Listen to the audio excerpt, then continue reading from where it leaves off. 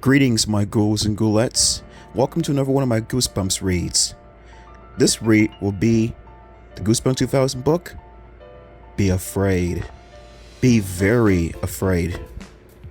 The tag phrase for the front of the book is,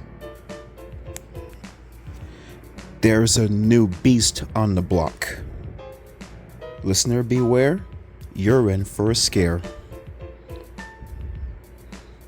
Chapter 1.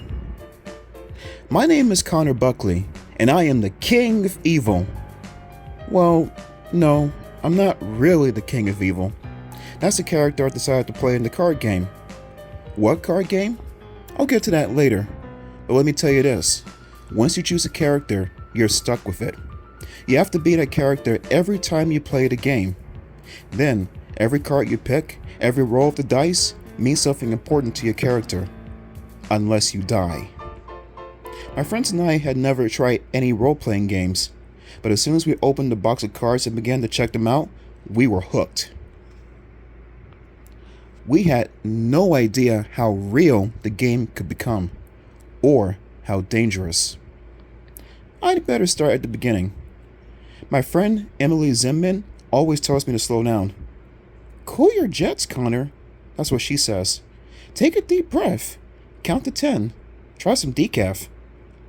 Decaf? I don't drink coffee. I'm 12 years old.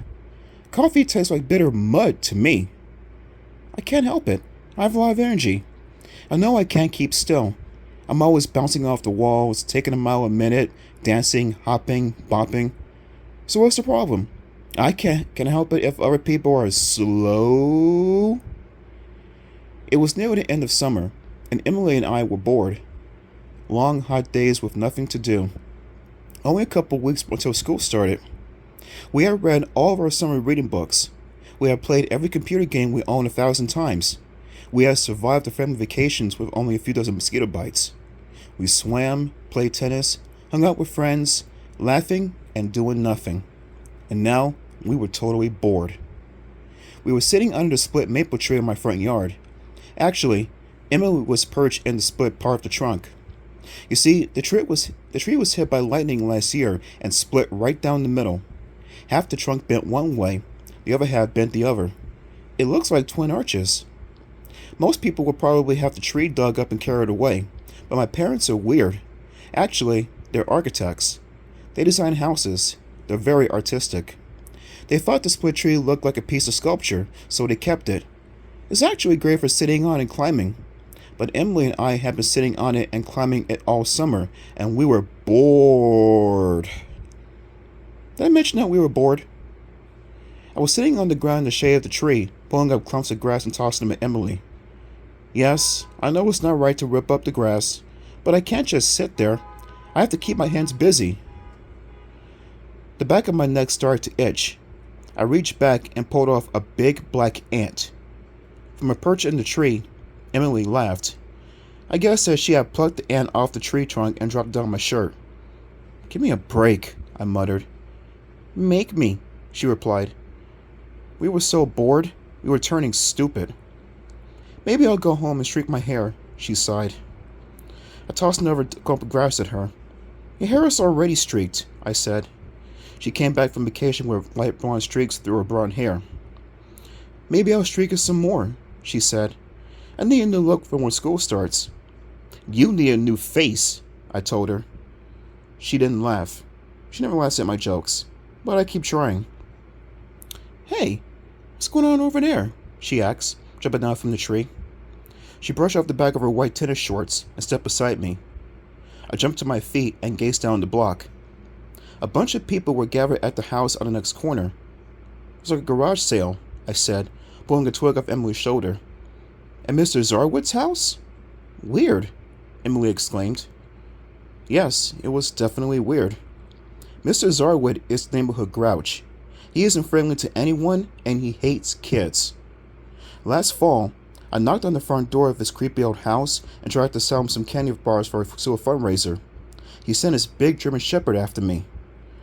I'm a fast runner, but I only set Olympic records that day. What could weird old Mrs. Zarwood be selling? I wondered. I started half running, half skipping down the driveway. Let's check it out. Emily stayed back. I don't like that man. He was very mean to my sisters. He... Let's just see what he's selling, I called back to her. I was already halfway down the block. It's probably torture racks and bullwhips and chainsaws, I joked. Emily didn't laugh. As we made our way across Mrs. Arwood's neatly trimmed front yard, we saw 4 or 5 neighbors in front of the open garage. They were pawing over items for sale. Not bullwhips and chainsaws, usual garage sale things. I stepped up to the first table and saw a stack of old hunting and fishing magazines, a shiny pair of old-fashioned looking shoes, dented binoculars, an ashtray shaped like an ocean shell. Boring. How much is this? A woman held up an oil painting in a fancy gold frame. It showed a sailboat in a purple sunset. 20, Mrs. Arwood called.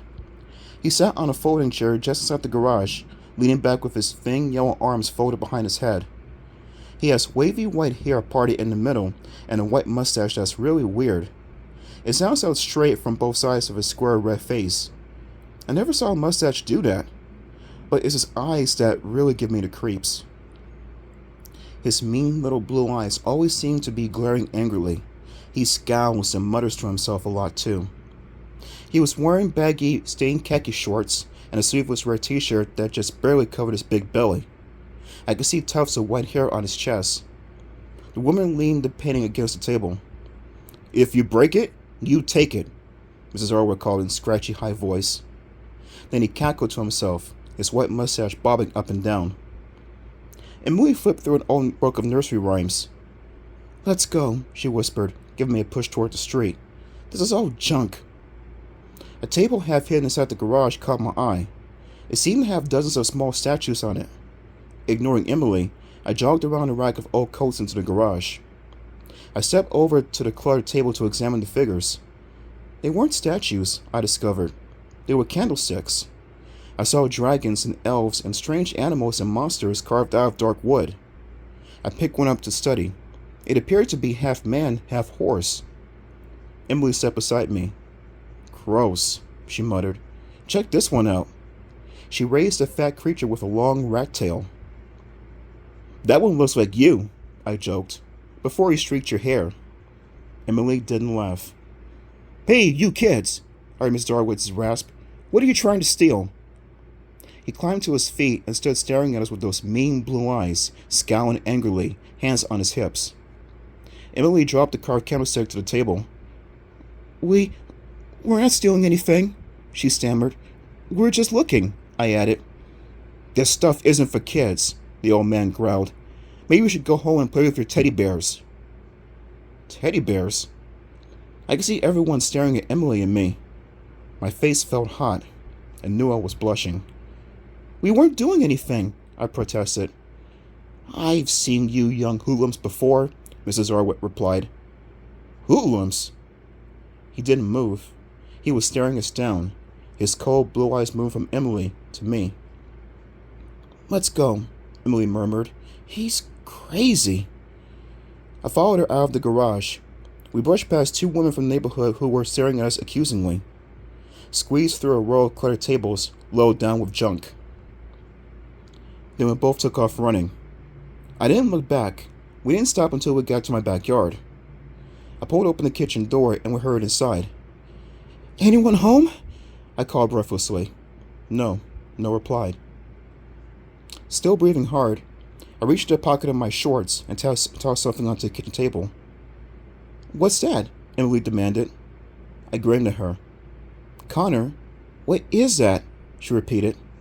My grin grew wider. "Something I stole," I told her. Her mouth dropped open in shock. "You what?" "He had no right to accuse us," I said. "He had no right to embarrass us like that." So I got angry, and I grabbed something off the table before we ran. Emily narrowed her eyes at me. Then she turned to the small rectangular box. "What is it?" she demanded. "What did you steal?"